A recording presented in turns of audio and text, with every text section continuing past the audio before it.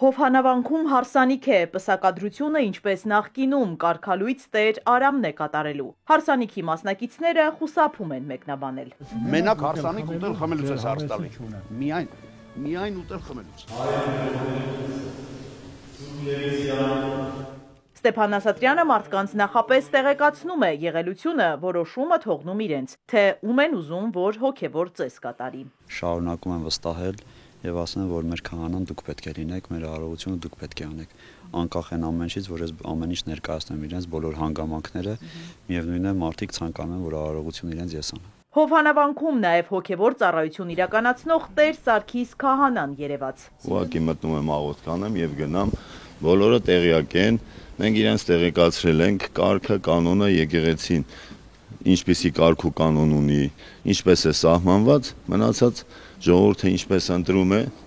թող պատասխանատվություններ կրի։ Եկեղեցական արարողությունները հսկում են նախկին քահանայի աջակիցները, վանքի տարածքում նաև ոստիկաններ կան։ Աստծո տաճար եկած հավատացյալների պակաս էլ չկար։ Իմ սրտից արուն է կաթում, ոնց չեմ հետևում։ Ես գտնում եմ ամեն ինչը սխալ է։ Հենց հաստատում որ կարգալույց եղած քահանան իրեն այնպես է պահում, ոնց որ ապագա կաթողիկոս։ Աղոթելու եկած այս մարդուն եկեղեցու ու հոգևորականների շուրջ տեղի ունեցողը մտահոգել է։ Ամենայն հայոց կաթողիկոսը չպետք է ընկրկի ու հեռանա, ասում է։ Ամենավատ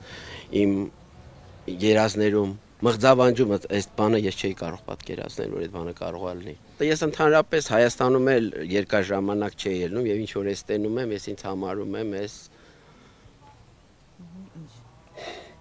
սրբապղծություն։ Հովհանավանքի պատմությունը փոթորկել է գյուղը։ Օհանավանի այս բնակիչները կարծում են, որ նախկին քահանան պետք է չհեռանա ու շարունակի հոգևոր ծառայությունը։ Որտեղ լավ տղա է։ Իրար գալուց հետո շատ բան ա փոխել Օհանավանը։ Ինչ օրինակ։ Ասենք եկեղեցու տարածքում ակրել է շատ բաներ ա փոխել։ Օհանավանցի կարգալույց չի արել։